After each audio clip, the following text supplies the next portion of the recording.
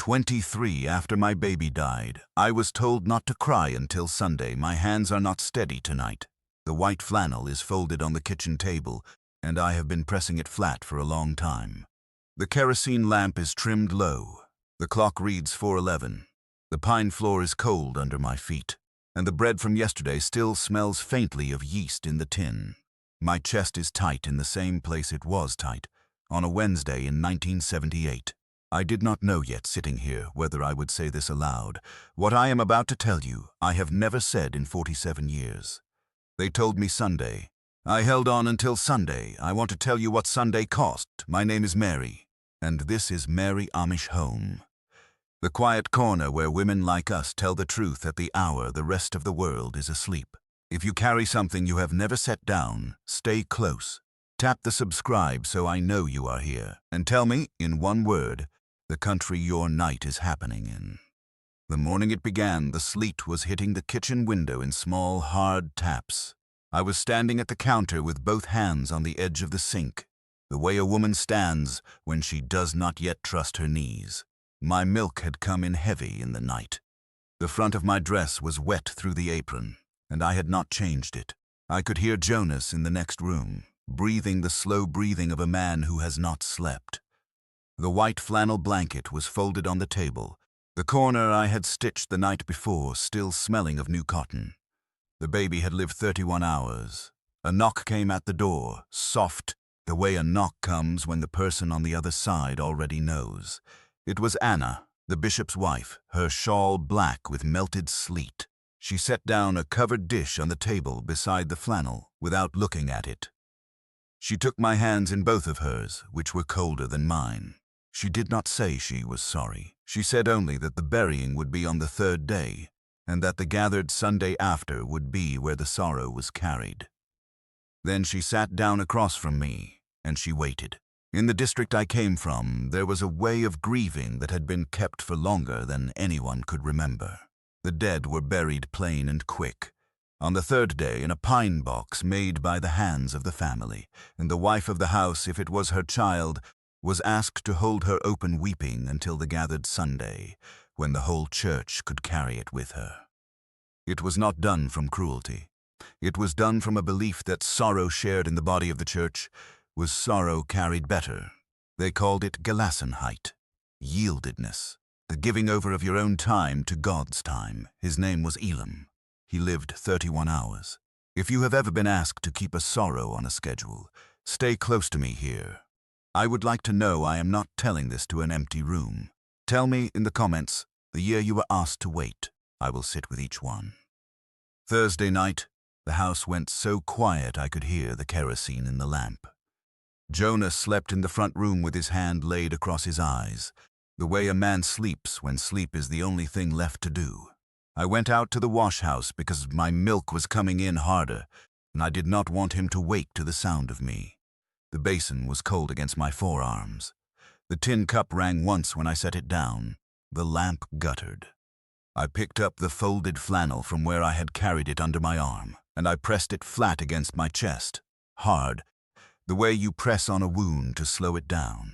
A sound came up out of my throat. Then I swallowed it. It came up again. I swallowed it again.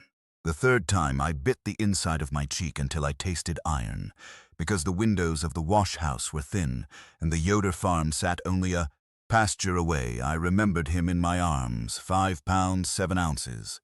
The small whorl of dark hair at the back of his crown that the midwife had touched once with her thumb and said, "This one will have his father's hair." I did not cry, I did not cry, I did not cry. I folded the flannel back into a square and walked the cold path to the house. Friday morning, Rebecca came. She was my husband's mother, and she lived the half-mile down the lane in the Dawdy house, and she had never been a woman of many words. She walked in without knocking.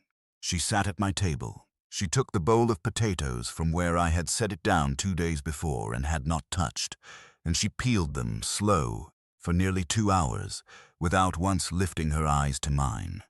When she finished, she stood up to leave, and at the door she stopped. She said only one sentence. "The Lord keeps better time than we do, child."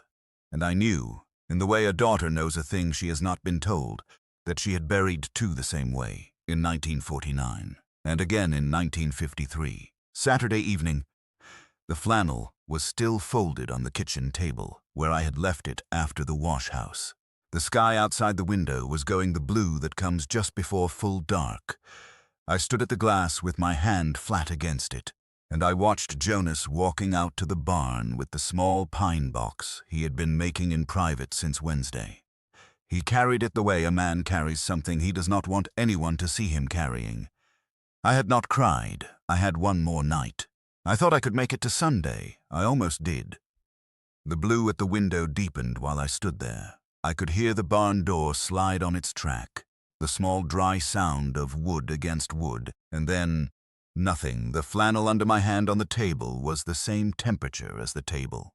I had not eaten the supper I had set out. I had not eaten the supper from the night before either. On the porch step that morning there had been fresh bread under a cloth, and a jar of chow chow, and a schnitz pie that someone had carried over still warm. No one had knocked. No one ever knocked. The kindness of those women was a real thing. Both things were true. Turned from the window because standing there was not helping me. The lamp in the kitchen needed trimming. The kettle was empty. There were small folded clothes upstairs in the bedroom that I had stitched through the autumn, and I had been carrying the thought of them in the back of my mind for 3 days without letting it come forward. I climbed the stairs slow. My hand on the banister felt like another woman's hand.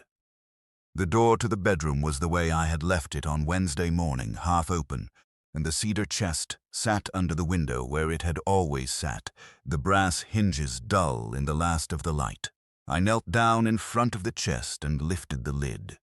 The small clothes were there in their stacks, the way I had folded them in October, the gowns and the nightshirts and the 2 little dresses in case he had been a girl. And on top, where I had not placed it, was a knitted cap, soft gray wool. I did not know it. I picked it up and turned it in my hands, and I saw that it was the wrong size. It was made for a child of 3 or 4 months, not for a newborn. Rebecca had been knitting forward. Rebecca had been knitting him into a boy he was not going to be. I sat back on the edge of the bed with the cap in one hand and the white flannel in the other. I did not plan what came next. I pressed them both up against my face, the wool and the cotton together, and I let the 4 days out into the cloth where no one could hear. It was not loud. It was the quietest sound I have ever made. It took 23 minutes by the mantel clock, ticking through the wall.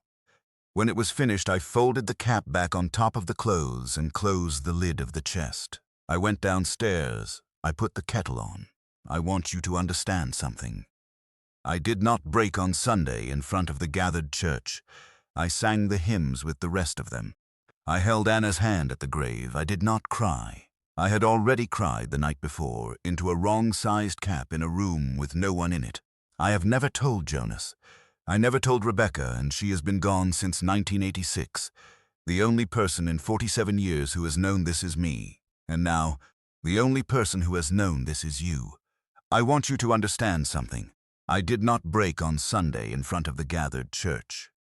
I sang the hymns with the rest of them. I held Anna's hand at the grave. I did not cry.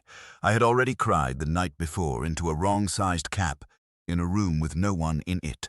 I have never told Jonas. I never told Rebecca, and she has been gone since 1986. The only person in 47 years who has known this is me. And now, the only person who has known this is you. And I will tell you the part that is hardest to say. 11 years later, when my niece lost her firstborn, I sat at her kitchen table, and I peeled potatoes for her. And I told her gently that the gathered Sunday would carry her sorrow better than her own kitchen could. I passed the rule on. I did not stand outside of it. I stood inside it. I have wondered for a long time whether I was kind to her, or whether I asked of her the thing that had asked too much of me. I still do not know. That is the truth of it. I still do not know. And I will tell you the part that is hardest to say. 11 years later, when my niece lost her firstborn, I sat at her kitchen table, and I peeled potatoes for her, and I told her gently that the gathered Sunday would carry her sorrow better than her own.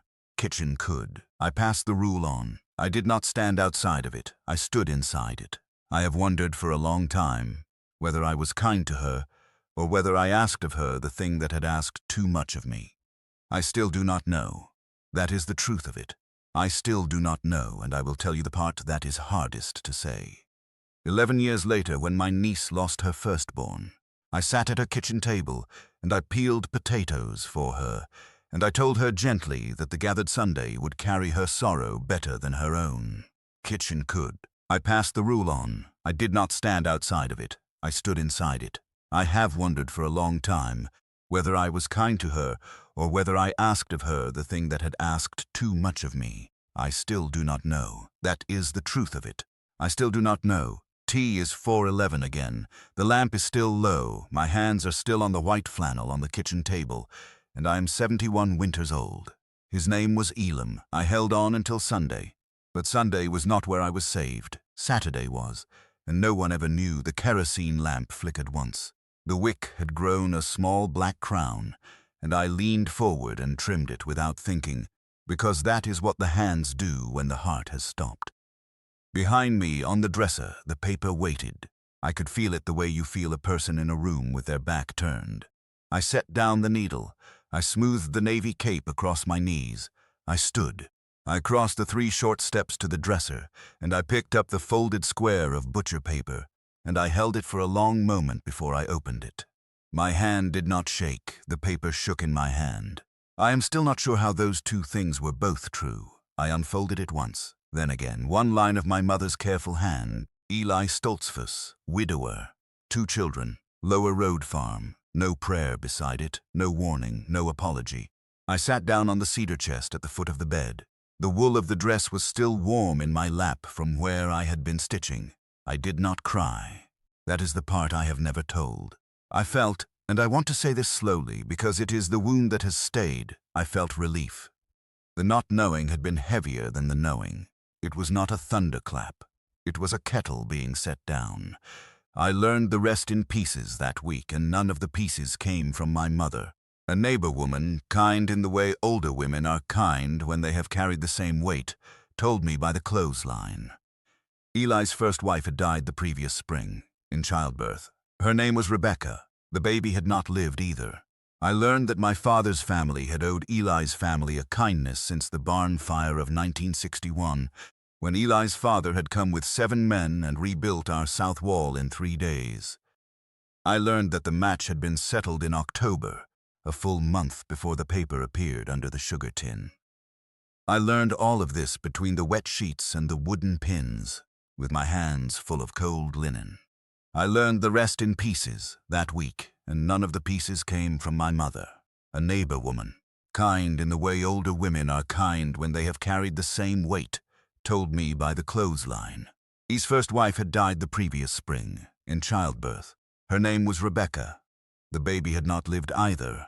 I learned that my father's family had owed Eli's family a kindness since the barn fire of 1961, when Eli's father had come with 7 men and rebuilt our south wall in 3 days. I learned that the match had been settled in October, a full month before the paper appeared under the sugar tin. I learned all of this between the wet sheets and the wooden pins, with my hands full of cold linen. Eli was a good man. I want to say that plainly, because the easy story would make him cruel, and the easy story would be a lie. He was gentle with the children. He was gentle with me. He was a quiet man who set his boots by the door the same way every night, and who prayed over the bread with his eyes closed longer than most.